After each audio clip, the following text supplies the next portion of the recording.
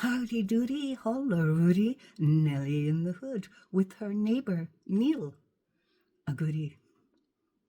Yes, in the summer there, I was telling Neil, I was out in the back garden, I was telling Neil about this little baby gull and how it had come trotting up the path and was attempting to eat the scrapings of the creme caramel, and I didn't have a clue, how to feed the little creature. And amazingly, Neil was able to tell me a good story about this baby gull. By the way, now on, I then called the baby gull Neily. So this is a story from Neil about Neily to Nelly. Hope you enjoy. Hello, my name is Neil and I live in Caird Drive in the West End of Glasgow. I've stayed there for quite a number of years and it's a pleasant part of the city to be in. However, there's been quite a few changes over the years that I've been here, including changes in seeing more cars on the streets and also a greater variety of wildlife, including seagulls who perch and nest on the rooftops. I go running most mornings very early, all through the year, usually between 6 a.m. and 7 a.m. I'm out on the road, and I get to see so many great sights, especially in the summertime when it's light at that time.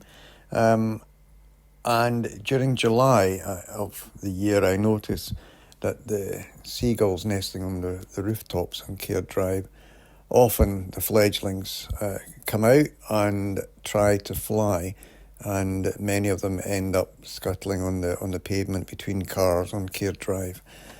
I've seen this on a number of occasions over the years, and over the last 3 years, I've witnessed at least 5 baby gulls killed on the road or the pavement side.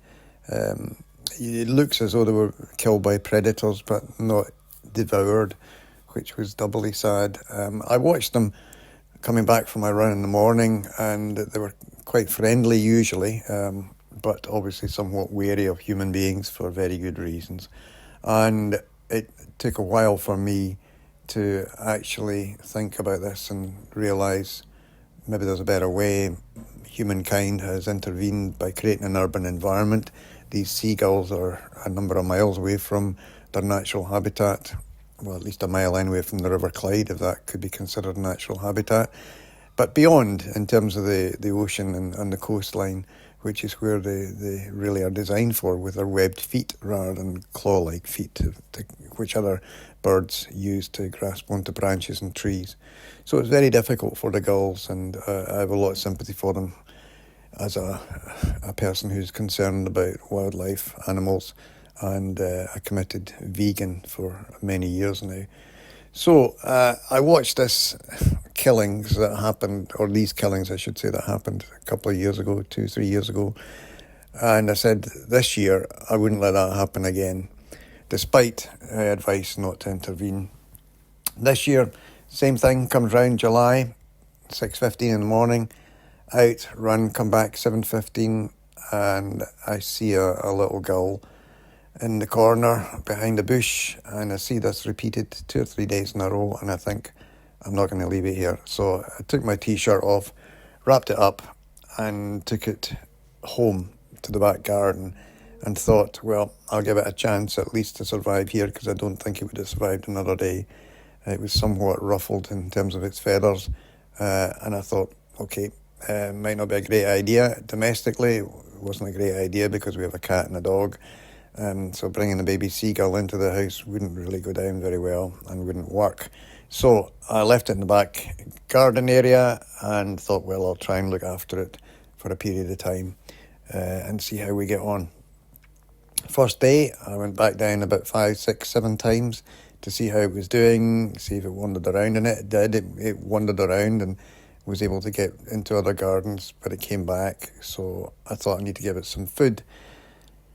What happens in the wild is that seagulls generally go and collect food, whatever that may be, not always fish, as you can imagine, in an urban environment, and then they come back to where the young are and they regurgitate the food, which is much more palatable for a baby gull.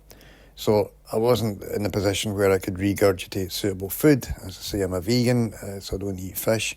But I thought, look, I might be able to do something by way of improvisation. So I started most immediately with some salmon cat food, because we have a cat. So I took that down, put it out, and the bird was a bit hesitant, but lo and behold, it did eat it. And so I did this on a regular basis. I then started taking other things like corn flour mash, like potato mash, except corn flour, nice and soft and easy to digest. I then began to add things to that, including finely chopped vegetables, and then introduced some bird seed, because I thought I need to try and get something more nourishing into it.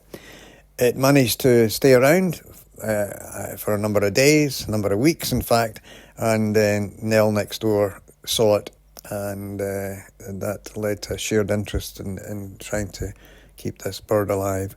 I went down in the evenings as well as in the mornings to check, and it was there.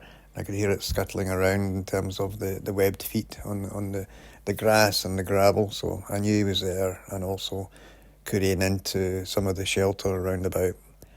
I just hoped and prayed he would survive, or she would survive, and that was the case. And I'm very pleased to say that the seagull has grown and can now fly, and still comes back to visit. I can be standing in the backyard in the concrete area, and suddenly I'll look down and there is the gull at my feet, literally inches away from my heels. So he does, or she does, recognise me and does come back, and it's a thoroughly heartwarming story. It's not going to solve the problem of the urban environment and baby gulls in the rooftops, but it's a heartwarming story, as I say, and something that I'm very pleased about. I'm pleased that Nell is able to bring this to the attention of other people and help me in keeping this bird alive. And we now have a friend for life, and we're very happy with that. So, thank you.